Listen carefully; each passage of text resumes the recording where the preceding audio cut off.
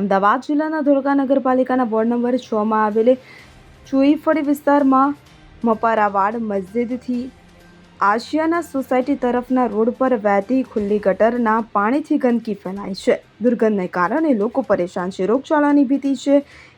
સ્થાનિક લોકોની માંગણી છે કે આ વિસ્તારમાં પમ્પિંગ સ્ટેશનનું કામ ઝડપથી પૂર્ણ કરવામાં આવે કે જેથી ઉપરાંત ગટરોનો પ્રશ્ન હલ થાય. અહીં રોડના પણ ઠેકાણા નથી. અહીં નવીન રોડ બનાવવામાં આવે એમ લોકો ઈચ્છી રહ્યા છે. આ ઉપરાંત વોર્ડ નંબર 6ના વાલ્મીકી વાસમાં પણ બદતર હાલત છે. આ મોહલ્લામાં અવારનવાર ગટરો ઉભરાય છે. ગટરના ગંદા પાણીમાંથી સ્થાનિક લોકોને પસાર થવું પડે છે. ગંદા પાણી ભરાઈ રહેતા હોય લોકો બીમાર પડે છે. ગટરના ગંદા પાણી જ્યારે બ્રેક મારે છે ત્યારે લોકોના ઘરમાં ગંદા પાણી ફરી વળે છે. આથી ધોળકા નગરપાલિકા દ્વારા આ સમસ્યા હલ કરવામાં આવે તેમ સ્થાનિક લોકો ઈચ્છી રહ્યા છે. વાલ્મીક વાસમાંથી બોલું છું. આજકાલ કરતા 3 વર્ષથી આ જ હાલાજી છે. કોઈ સાંભળતું નથી. મજૂરો આવે છે, એમની રીતે કામ કરે ના કરે, ટાઈમ પતી જાય ત્યારે એ લોકો આવે છે. કોઈ સાંભળતું નહીં. અમારા નાના નાના ફૂલકાઓ 3 વર્ષથી અમે હેરાન છીએ. નકરા નરકની અંદર રહીએ છીએ. હવે આનું કાયદેસર શું કરવાનું? શું સમસ્યા છે તમારી?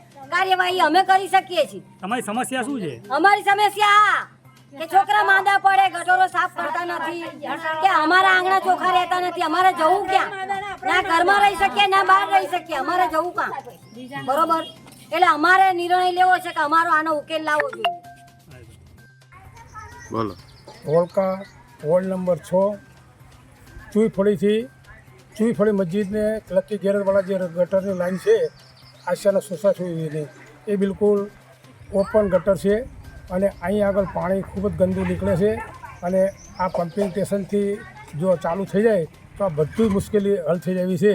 તો મારી નમ્ર વિનંતી એવી છે કે તાત્કાલિક આની પર ધ્યાન દે અને રોગચાળો ફેલાવવાની શક્યતા છે.